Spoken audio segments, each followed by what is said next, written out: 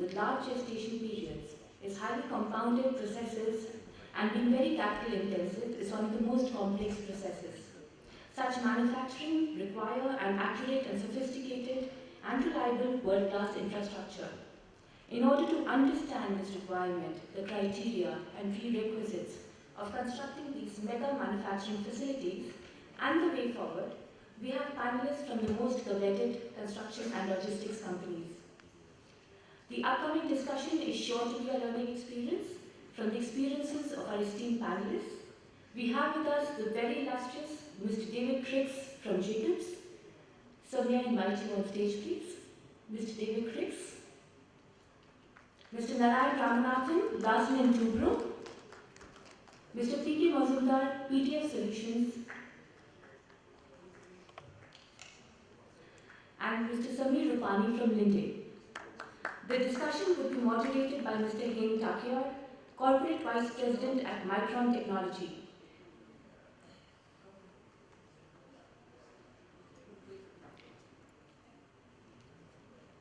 A very brief about Mr. Takyar.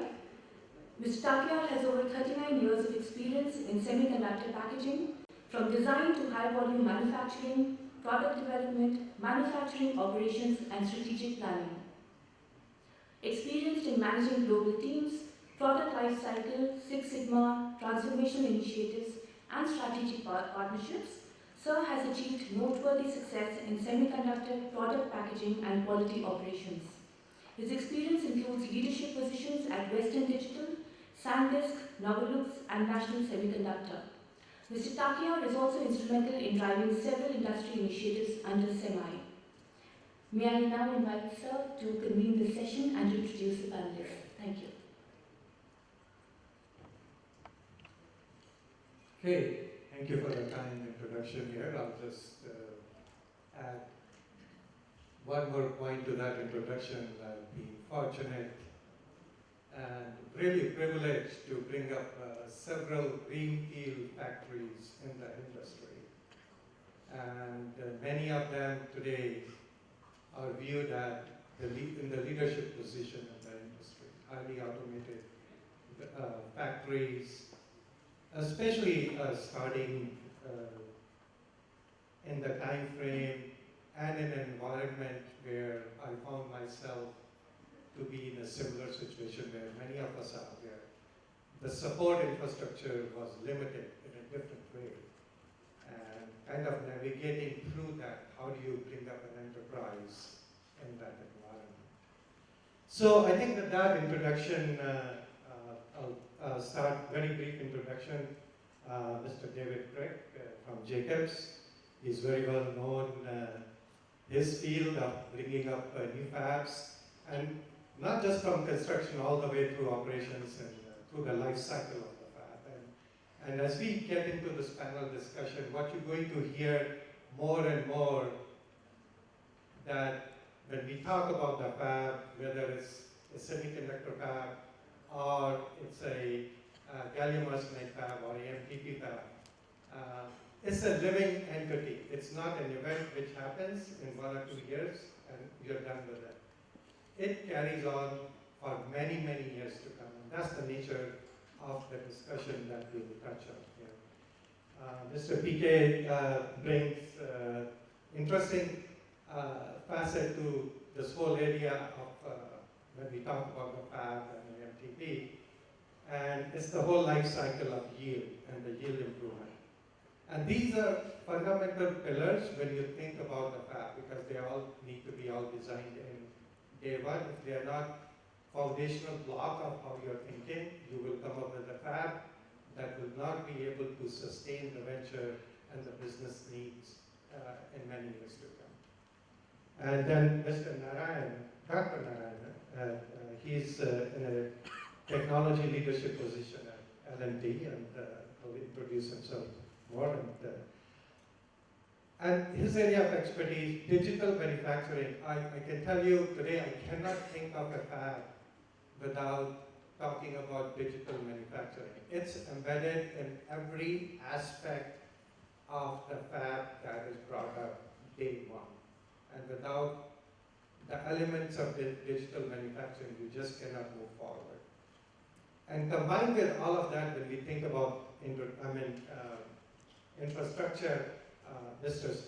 Samir Rupani from LinkedIn, his expertise in the area of gases, it is so integral, and you have heard earlier this morning as well. How does all that get integrated?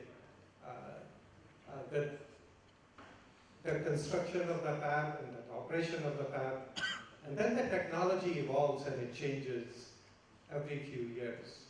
So building all of this foundation, thinking through these foundational elements, that is super critical to the success of the fab. So I think that brief overview, I would ask David to kick off the discussion here to shed some light on the life cycle of the fab as we think.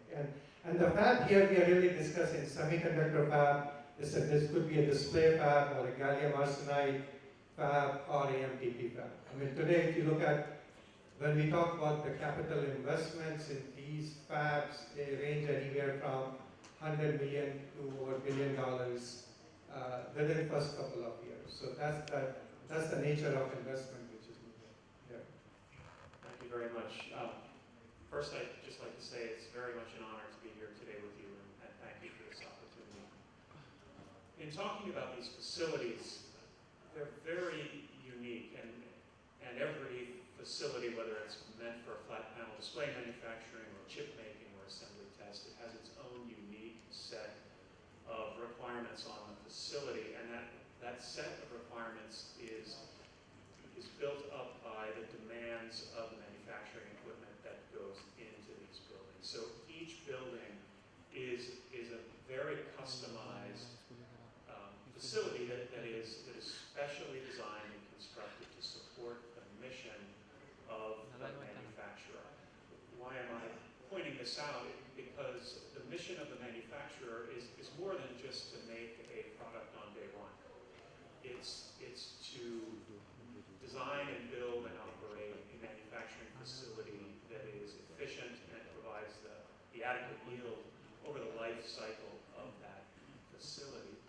And so when you're designing these facilities, you really need to sit down with a lot of foresight around what you think your manufacturing mission is on day one, what it might be 3 years from now, what it might be 20 years from now at the end of life for the building. And this takes quite a bit of foresight and planning and thought, and not every manufacturer gets it right, but these facilities, once they're constructed, are very congested, very busy, very full of utilities and equipment, and they're very hard to work in once they're up and running.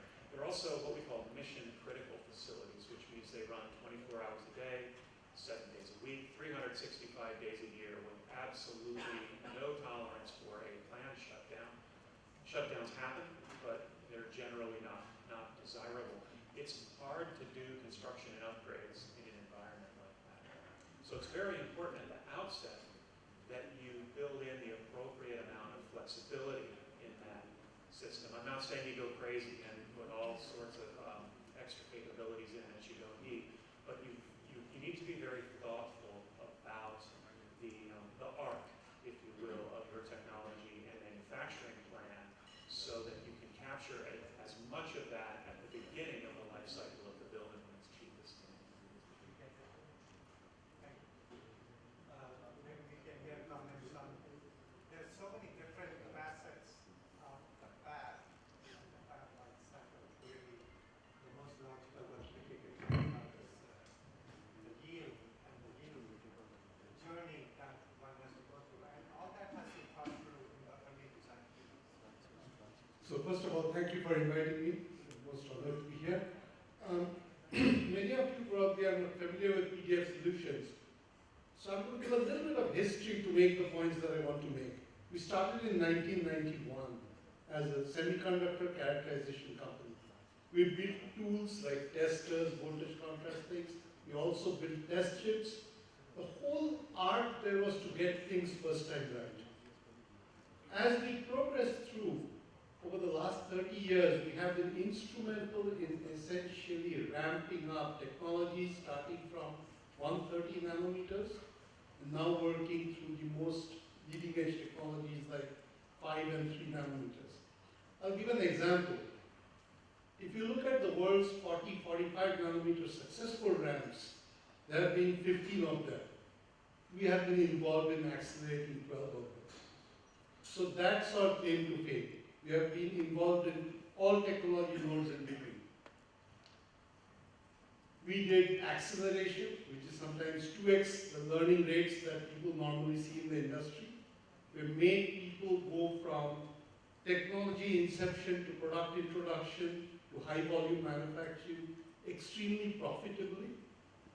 And through that, we learned something very important, that we had to create through our partners and acquisition a whole stack and an analytics platform that goes from essentially the fab and the equipment piece all the way to the business piece. Sometimes call it sort of going from the fab to the top, essentially. And this means that when you're building the fab, you have to build it in such a way, the equipment has to be specified with things that come from, for example, semi-standards. You've got to make the tools get in a certain way, connect in a certain way, and that's going to allow you to build up the whole thing for smart manufacturing or Industry 4.0 that we hear about. So we are a company that essentially are transitioning through the years, as I said, starting from characterization and now understand the full flexibility of going from fab floor to top floor, essentially. I'll end here and we'll talk more about the discussions that come through. Thank you, Peter. I'll request Dr. Narayan to share his wisdom about all the digital aspect of the fab. And it starts right in the planning of the building. And it's a whole life cycle there also in the digitization that carries on with the basic facilities to the operational aspects, and then I'll call it never-ending enhancements.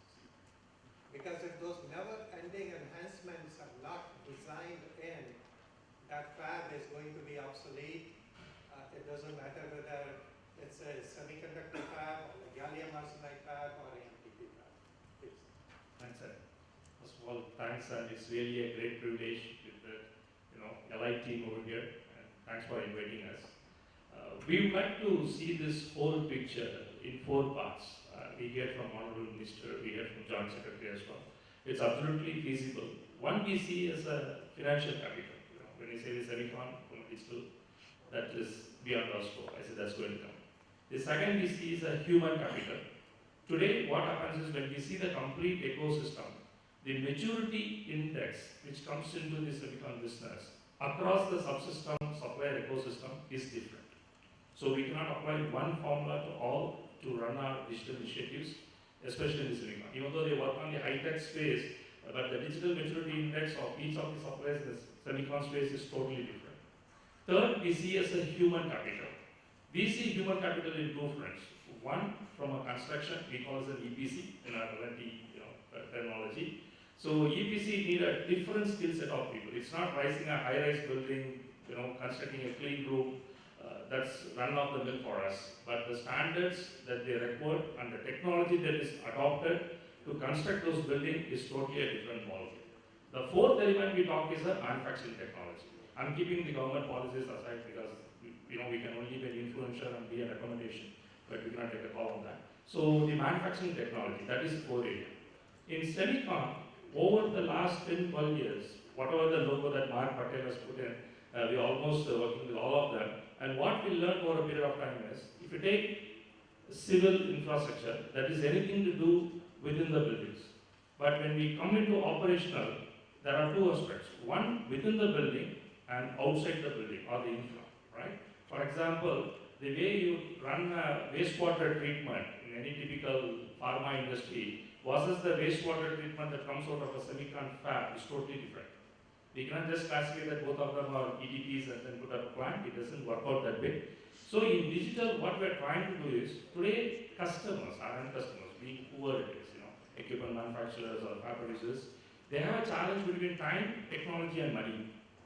So if you take a typical thing, Mark also mentioned that average phase is, if you take the Intel Ohio, which has been declared, 5 years is an average timeline that we look for them to fully operational. That is only building the construct. Then to make them operational, make the line stability for the yield, it will take another 3 to 4 years. So assume you are an investor, how do you guarantee the return on investment in a time span of 8 years is what the trade-off comes in. And that is what we are trying to eliminate from digital manufacturing services. As a trade-off element, we capture them as a virtual manufacturing at all the subsystem level. We call that art to part. Art is a design and part is physically assembling the components on the field, right? We give them the complete holistic picture, how we are connecting the whole 9 yards within the factory and outside the factory is what we are looking at DMS. And this gives the customers which lever to pull, which trade-off that they can take it. For example, we talked about the sustainability score which Maggie put in, right? We call that as an energy manager. So today we give them options to the manufacturing companies to look at what source of energy is available local and what you have to import it for you to produce that. Is a trade-off versus the money and the investment.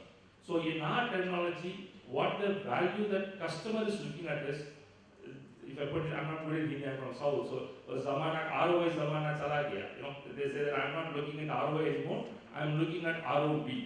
The return on value is what the silicon and fab industries is looking at, and that's what digital manufacturing services is enabling to our partners and customers. Thank you. So, For this discussion, to be complete, you heard so much about gas and the gas delivery system, clearly. As the fab is being designed and set up, that has to be comprehended. And that's such a critical part of the operation for many reasons. One is the technology is going to evolve and these requirements are also going to change. So how does one design all that day one? So there is a room for expansion as the newer technology come in, and all that needs to happen, as David highlighted earlier. This fab is fully operational 24/7. There is no downtime possible. So, and that's the real world that we all live in. And that's really the true story of fab and the fab construction that you are hearing here. I'm honored to be here, being a participant for this particular event. Representing Linde. Linde is one of the largest gas suppliers in the semiconductor industry across the world. As rightly said, gases are an integral part of the semiconductor industry.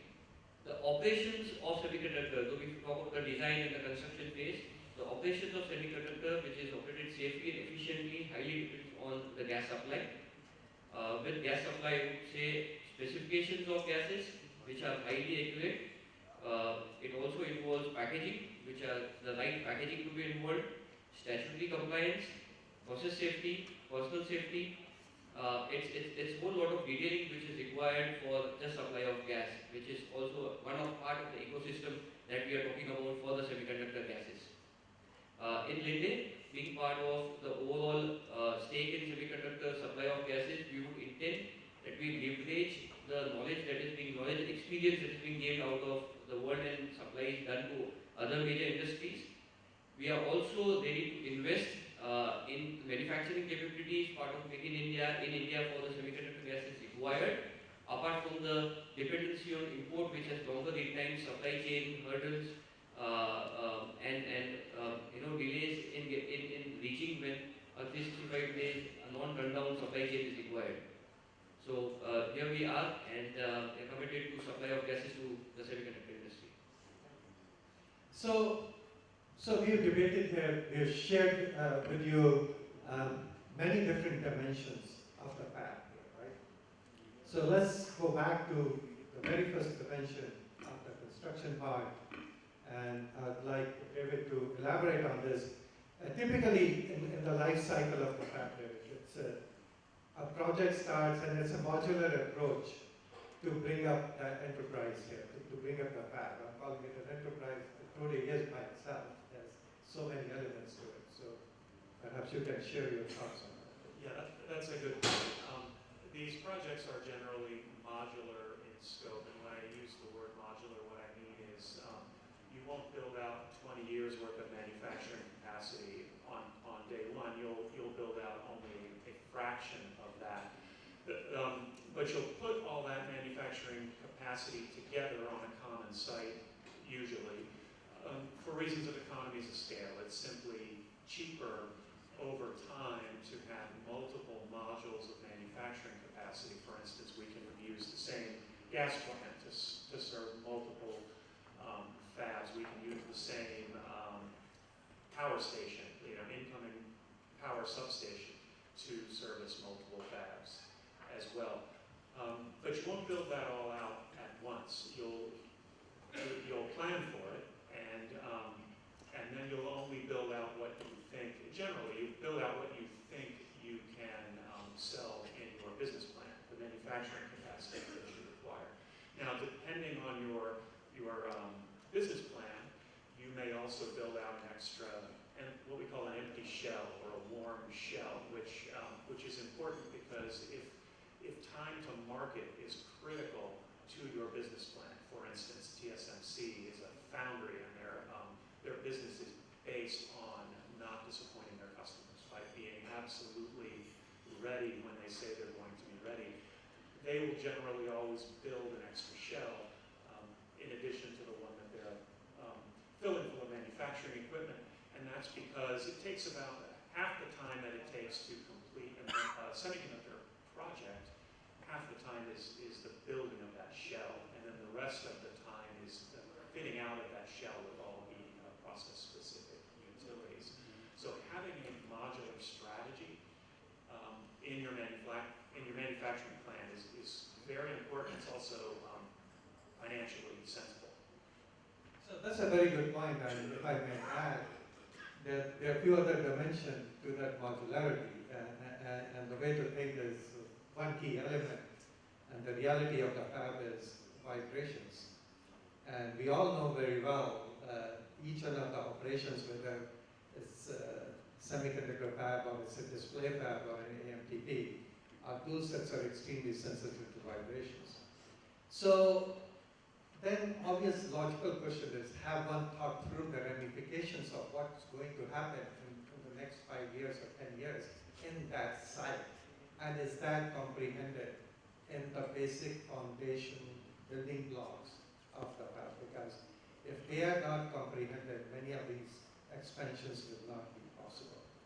So a very simple example of that is if I need to put foundation pillars for the next module, that's going to interfere with the current production, and that's just not possible. It's not going to happen.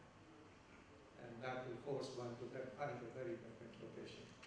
So that is just one example. So one dimension is modularity, which is, there we talk about, is driven by the business need. Also, then there are considerations which are more technology driven, and they all need to be comprehended. So with that insight, David, perhaps you could shed some light on the project management aspect, because these are very, very complex undertakings that anybody takes, and clearly between the company and who's building the fab and the customer here, there is a level of trust which has to be there from day one, because when we talk about project management, which is not just over 1 or 2 years, it's an extended period of time. Perhaps you can shed your experience, some light on that, and what your observations have been in the industry. Because the trust is such a super critical part of this journey, and it's a journey. It's not an event, you build a fab and you're done with it. Yeah, sure. Before I answer the question, I should probably give a little more background. So as you mentioned, these facilities, whether they're assembly test facilities or chip fabs or flat panel display fabs, They're very, very expensive. They also take on the order of, as you said, Mr. Patel, 3-ish years to bring up and start manufacturing to where you're starting to recoup your investment. I'm pointing this out because the time to money for these facilities is very long, and so there's and the investments are very large, and it's very easy to get impatient about the time it takes to get these facilities operational. That's the backdrop in which we operate. So almost every semiconductor project, by definition, is what we call in the industry a fast-track project, meaning it's run under an exceedingly aggressive schedule, where design and construction and procurement often happen almost in parallel, and where we absolutely must, be working together as a transparent team. And I point this out because if a client, and that includes the client, by the way, because the manufacturer doesn't sell facility designs, which is what we bring to the table. They don't sell wafer fabs. What they sell are the chips coming out of the factory. And so if every partner in that journey of creating not just the factory, but the yielding product, if we're not all aligned on one common vision, we stand much less likelihood of succeeding. So the best projects I've been involved with are ones where there's a high level of trust between all of the partners. There's a common vision between all of the partners, and that common vision is to make the client successful, which usually is measured in terms of first yielding wafer out of the factory, or first yielding product out of the factory. And then there also needs to be a really almost cruel sense of transparency about bringing problems up and solving them as a group when they occur. And it's only when you do these things can you very quickly work through these exceedingly complicated projects. Yes, it looks like. Like to ask PK and Narayan to comment on that as well. So I think, David, what you said is actually completely correct. That transparency and working together when you're building up is really useful. And now if you look at it from the strategic perspective, the business perspective, and the way you want to run your manufacturing operations, you can derive what the factory should look like, how it should be built out, the procurement of the tools, the specification of the tools, etc. That gives you the answer to the rest of it. So that tops-down view plus the transparency is absolutely essential in building these kinds of fabs out. Not just fabs, assembly, etc.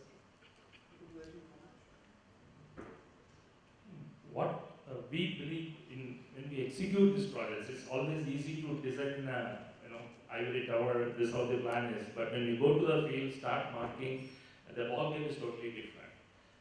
We tell ourselves when we get into this kind of project, what are the parameters that we can measure, monitor, can be captured and controlled. So the first and foremost things to build that trust that we do is, we create something called common operational picture. So the common operational picture dashboard will give you every parameter, what is defined, what is to be controlled, what is to be measured.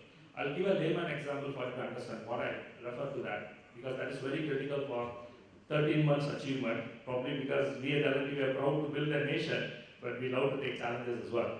So what we look at is, you all have your health records, right? You have your medical records. It tells your blood pressure, blood glucose level, your heart rate, your SpO2, blah, blah, right?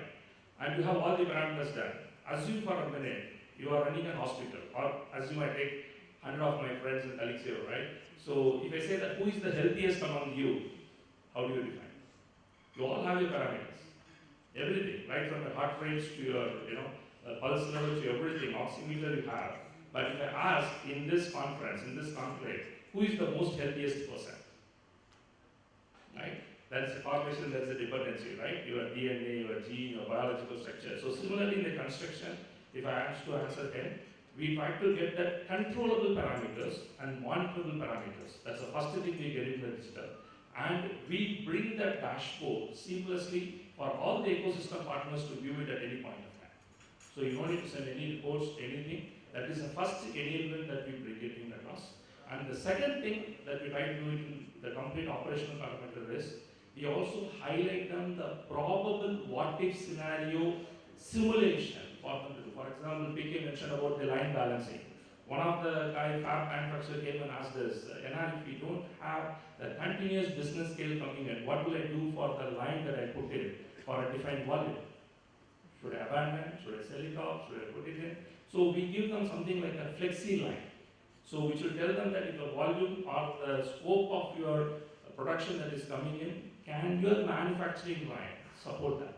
So it goes from energy requirements to a physical requirements to an automation requirements is what we are building it. The moment we tested it, as I mentioned, the trust quotient automatically comes in. I would say that we are trying to address a trust quotient with the technology quotient. That is what we are trying to bring. So you don't need to ask anybody. There is no human touch. It is system-driven data, and you get a dashboard, and you know what is the health index of your performance. That's how we do it. So as rightly said, partnership and transparency is something which is also required, because in general, when we talk about any greenfield projects, commodities and gas supplies would probably be at the fag end of the project where you feel that's a quick fix. However, when we talk about semiconductor and the gases used in semiconductor, these are pretty different and requires a longer lead time for ensuring that the right package, the right safety is being considered as part of the infrastructure of using the gas, and the supply chain lead times being considered whether it is manufactured or imported. So I would urge that this to be considered, the day one that the design phase is, the commodities and the gases and the chemicals are also considered as part of the design, where we work together as a team to understand what complexities will these gases bring in, to ensure that by the time we reach in the middle of the project, and when the timelines are so stringent, we don't fail those timelines, and we are partners to each other to ensure that we hit the right timeline. Thank you, Samir. Before we open up our questions from the audience, I will ask the panelists to share their observations and the lessons learned in the industry on such projects. One of my observations has been there is so much knowledge out there, and you look at things which were done right and what was not done right. There's so much one can learn from what was not done right and why, and build upon that. And I think that's one of my focus points here for the discussion is that we need to make sure that we don't fall in these traps where industry has fallen in these traps in the past, and it has impacted the viability of the fabs. Yeah, that comment really resonates with me. I think my experience in the industry, if it's taught me anything, it's that industry is constantly on a learning curve. And don't expect your first project to meet the incredible benchmarks that Mr. Patel discussed. These are very complicated facilities. There's a learning curve at every level, from design through choosing your construction partner, to that partner choosing the right trades. There are very specific skill sets that are required to install the high purity utilities and systems in a wafer fab. There are very deep relationships that have to occur with your local jurisdiction around safe operation of the facility. And the more that you go through these activities, as you build out your modular capacity, the easier it gets.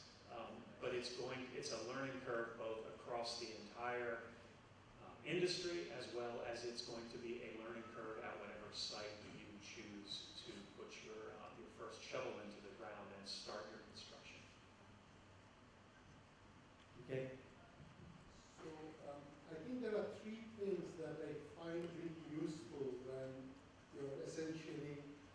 ramping up technology, ramping up a fab through technology 3D.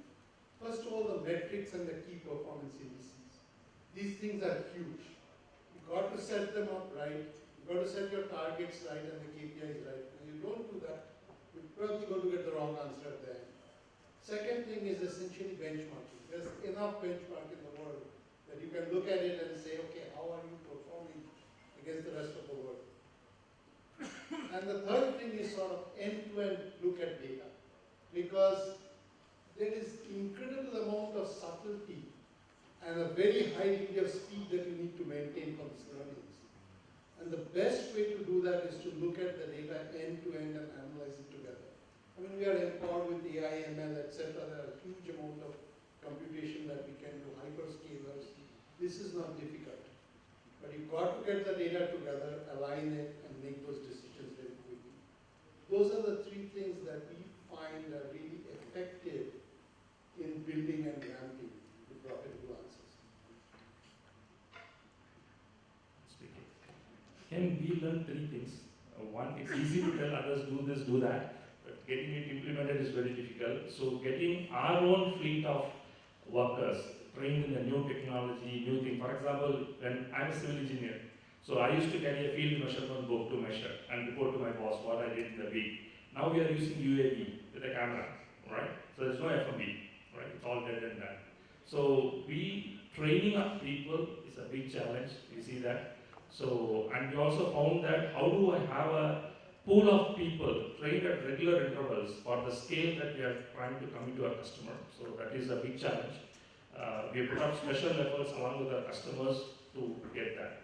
In the process, we learned when we go and ask the customer about the core of Semicon, all of them are skeptical for whatever the reasons may be. So we decided, let's not touch the core and critical, let's touch the non-core critical, non-critical core. That is where customers are willing to do. For example, they want to set up a clean room, they want to have a test facility to help them to support. And the rotation of the people that you're talking about, you say that you have a prior experience where you can be my advisory council and be neutral. Don't go by the product vendors' definitions of what is best for them, but can you be a neutral player and help us to advise what is good for my business? So that is the second learning that we got. The third learning, the fundamental what we learned is it's business. Yeah, you can do fun for pleasure and everything. The innovation quotient, the IP quotient of putting it, end of the day, what customers are looking at is, tell me when will I make money out of my investment, period, right? So we are talking here about a sustainable, profitable, inclusive growth. What we learned is, so we cannot do by ourselves, we need an ecosystem of partner, and we are challenging our partners to do on this peripheral activity. And the fourth big lesson personally for me and as well as for the industry, complete perfection is against your progress. So we don't try to achieve 100% perfection. So we say that what we can start with, begin with, show the progress, and at regular intervals, we keep increasing our metrics and slab rates so that what the desired output we are measuring as an ROV are we achieving it. So with that example.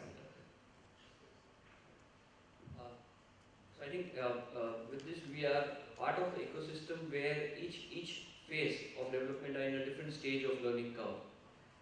With this, I think it's imperative that we focus on learning, keep the precision on, and keep meeting the timelines of each other such that we are part of the growth in the semiconductor industry. Thank you. So if I have to summarize the panel discussion here, we briefly went through some of the key elements or some of the dimensions.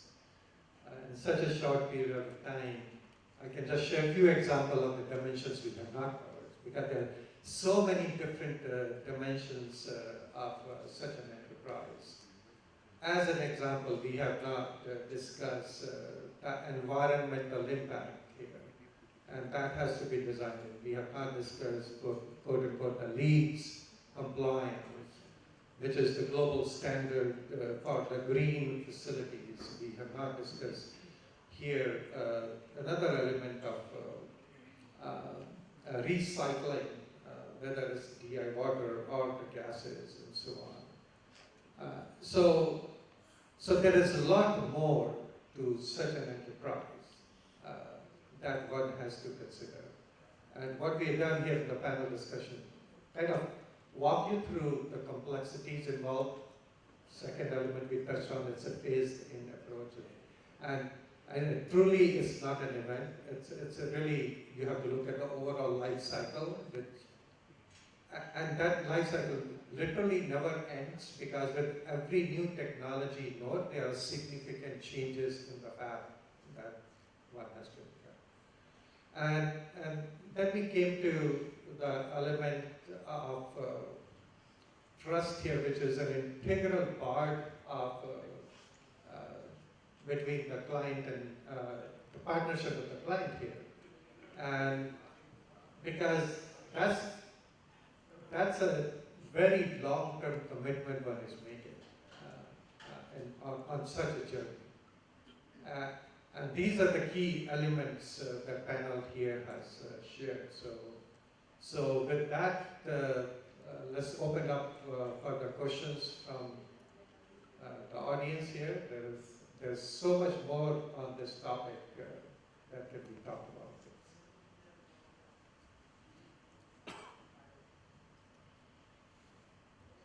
Jai Hind, and thank you for taking this panel discussion in such a beautiful way. I would like to take the things more bit deeper, and my question is to Craig. Craig, how you would like to suggest India to take, as you have mentioned, that success story lies in fast track establishing the fabs. One of the examples Mr. Patel has given 30 months of starting the fab right from the beginning. And in morning, Ajit Munucha sir has said that 95 fabs are coming around the globe. And if we start today, how we can manage the supply chain of the utilities as well as the equipment so that we can meet the fast track requirement of the fab, number one. And what is your suggestion how to take, because all the OEM equipment manufacturers, they are fully flooded with the orders, where we lie in the supply chain, my question one. Number two, what would be, because you have said that the success story lies in a case that if you make a best use out of the fab within 7 to 8 years, what is your suggestion, the useful life on your comment or the useful lifetime of a fab when it is in the full production, and how to manage it to go in long-term sustainability to the fab, number two. Okay, that was a little more than one question. The first answer I would give you around how would I recommend that India proceed is, I think what you're already doing, which is to try to go tap into the global expertise that already exists. There's a lot of memory, muscle memory from the semiconductor community about what has worked and what hasn't. And you need to avoid, if you can, making mistakes that have where the lessons have already been learned. And this is nothing about India. This is just in general. Anytime you're going to a new region, you've got to build that ecosystem. And so you've got to build upon the learnings of the industry. I believe your second question was around the global supply chain. I wouldn't worry too much about that at the moment. I know that it feels critical that India should have, an immense grasp on its supply chain. But I would remind you that, for instance, no matter where you build a wafer fab, you're buying utility systems that are globally sourced from just a few places. In fact, again, you should be giving my talk, sir, because you made almost all of my points. I'm pointing at Mr. Patel. I mean, you look at Taiwan, they import a lot of their infrastructure, so they're very successful. I do believe as you build this industry and as you have manufacturers here in India spending money, the rest of the ecosystem will come. In fact, we were talking about, as you have an incumbent supplier, that supplier is going to behave in a way to keep his or her competition at bay. So don't worry too much initially about the lack of a global supply chain. I think the market economics, the market dynamics will take care of that. And that was a long answer. I can't remember your next question. Useful lifetime of the fab particularly if you Oh, start. useful lifetime, yeah, okay, so typically, financially speaking, I think it's 15 to 20 years is how we depreciate them. Now, that's not really the question you asked. If you design the fab cleverly, you can continue using it for decades. And there's no reason, the fab, typically, the fab may no longer operate at its optimum capacity. For instance, it may be a little too small for the manufacturing process that it supports. But as all the equipment depreciates and as you get really good at running that process, what matters is that it's still making money at a good margin. And there are plenty of fabs that are decades old. If I may add a comment there, if you look at in the existing fab, there is an amazing amount of transformation that happens every year or every other year as a new tech node comes in. So there is a well-established process to manage that as well. And these facilities can absolutely can go on for decades. The way they get constructed now, which is very different from how they were constructed perhaps 20 years ago. So it's a very big difference.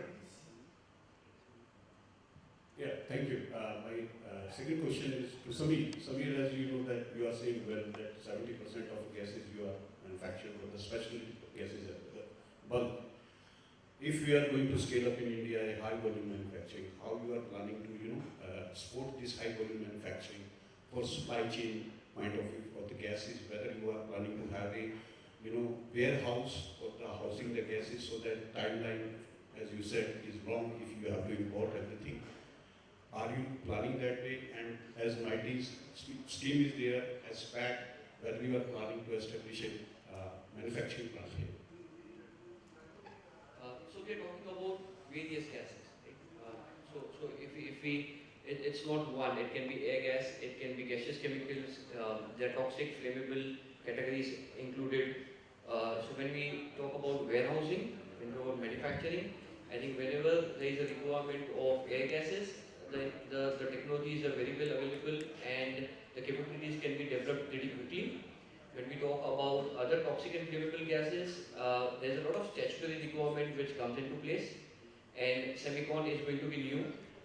So we also have to understand that there will be a longer lead time when the PESO, who is the governing authority for statutory, will also have to be given the knowledge, given the documents to ensure that we get the compliance on the storage at site, which is the manufacturing site. Parallelly, whoever is the supplier, we have to develop warehousing to the extent that the volumes are to be catered in a particular package is being met. So yes, there will be investment in warehousing, there will be investment in manufacturing, and there will still be some dependency on import from developed countries in semiconductor gases where the manufacturing is already set up. But eventually, looking at the growth, I think most of the gases will then need to be manufactured in India or purified in India to ensure the specifications and the packaging and the supply chain is well met. This is Dr. Ashmi Anuman. I just want to share a point building up on what Mr. Patel shared. 13 months to a fab in Singapore. Obviously, it is a project where the technology provider is replicating brick by brick what has already been done.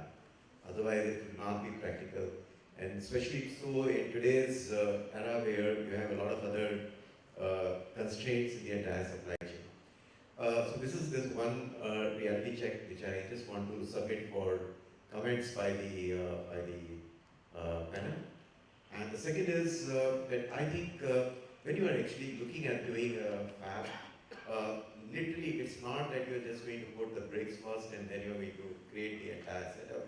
Every pipe that goes in, that's actually pre-designed and it's pre-configured to that right down to the last inch. It's each connection to each of the tools that you're going to put in are pre-designed. So you have to have a knowledge of what you're going to put up in the main fab room, the pipelines that have to come out of it, the utility feeds that have to be there.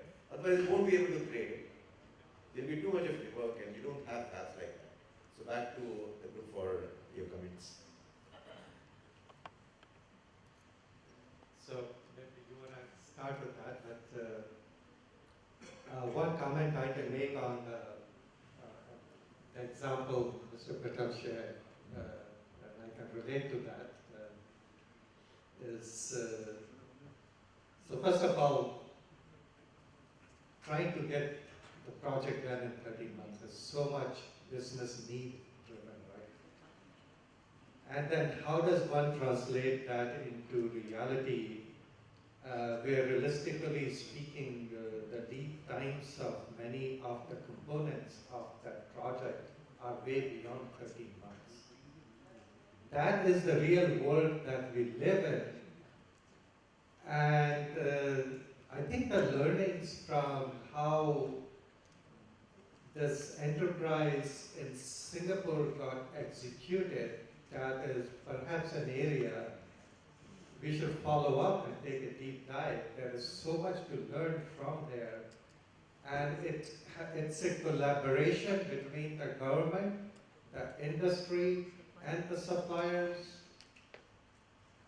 and the infrastructure which had to be enabled, which did not exist.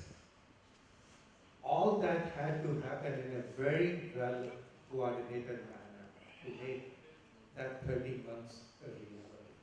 But they knew what they had to do. Yeah. They knew what they had to do. That's why it happened. Yeah, so I think that there's a business process we all follow.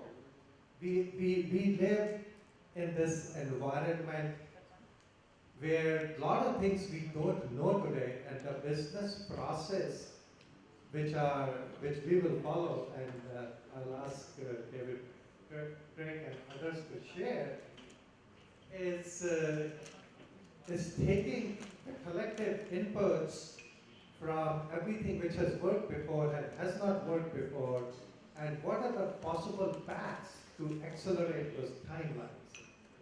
And all of this knowledge does not exist anywhere day one, and it's an evolution process. So based on what we learned in the past, we are building upon that and pushing the limits and the goal and see how we can execute many of these elements in parallel.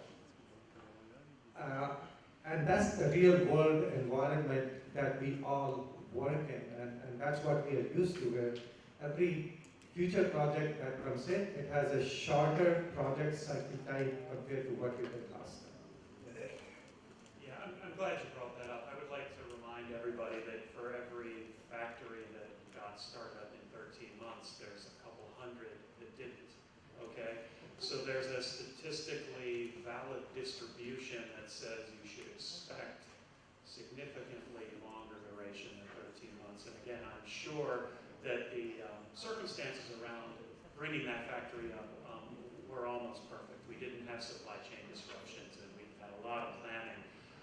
The other thing, and this is just getting hung up on the 13 months and why I'm pointing this out, is the danger of benchmarks. If you just decide to focus on the 13 months without understanding the how and the why and the what that we put together in 13 months, you risk, I won't say mismanaging the project, but you risk having unrealistic expectations.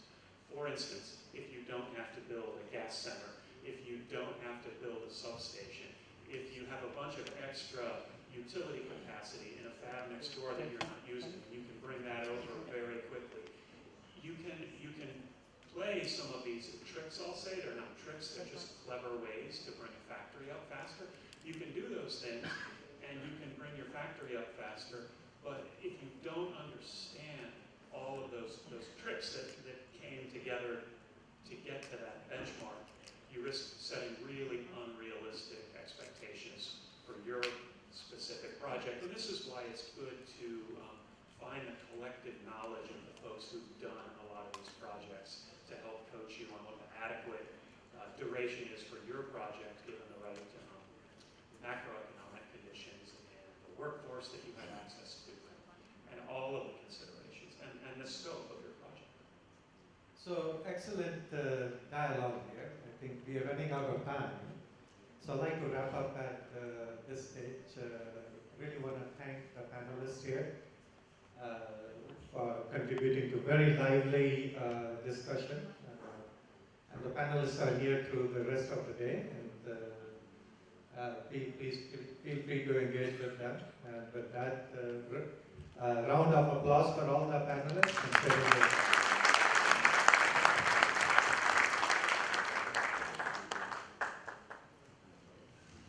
And thank you very much, gentlemen.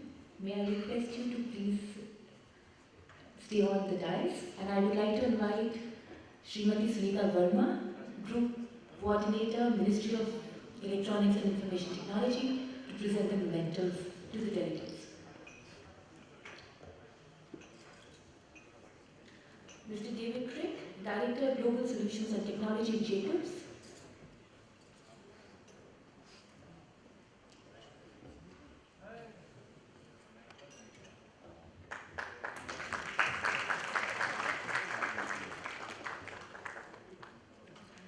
Mr. Narayan Ramanathan, Global Business Head, Larsen & Toubro.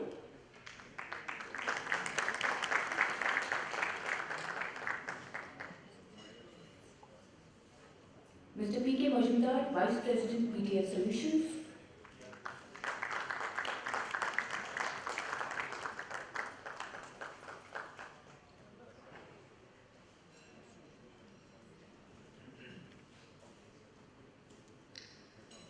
Mr. Samir Rupani, National Head, Linde.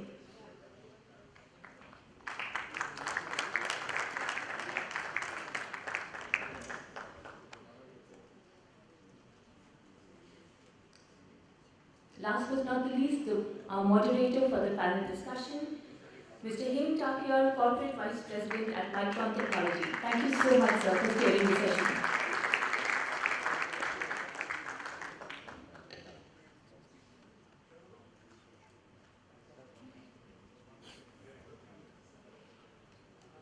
Panelists, may we have group photo, please?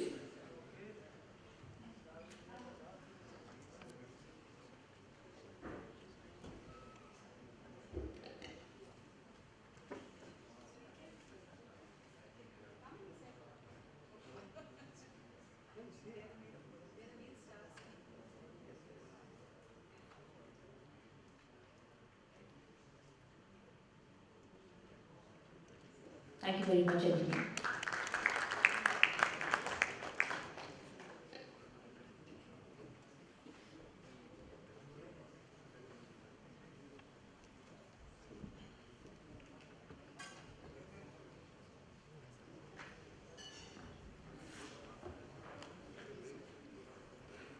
A presentation before we break for lunch. Indian talent is widely recognized the world over, with the world's major semiconductor design companies having their design and R&D centers in India comprising 20% of the global talent pool.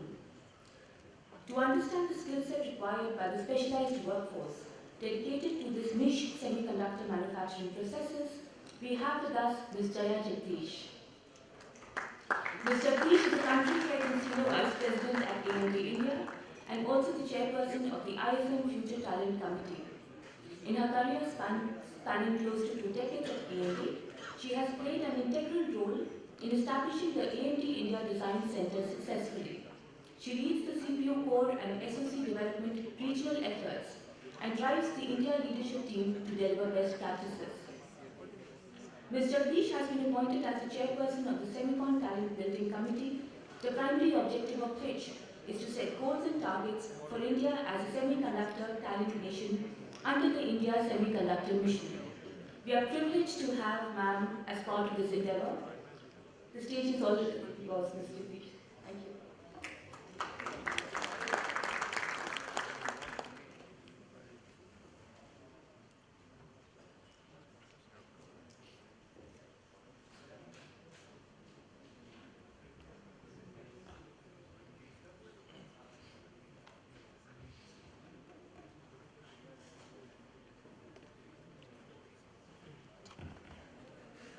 Good afternoon, everyone. It's indeed my pleasure to be part of this event. It was truly an honor to be asked to chair a committee with eminent leaders from industry, academia, and the government to define the talent development progress. India, we all know, has a huge potential and raw talent. And it was indeed my pleasure to work with the eminent leaders from the committee to define recommendations to make India a talent hub, not just for our nation, but to the world.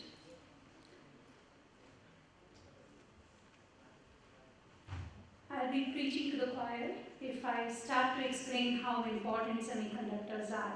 There's a reason why we are all here today, because we all truly believe in the importance of semiconductors and also how much potential India has in becoming the global leader in this industry.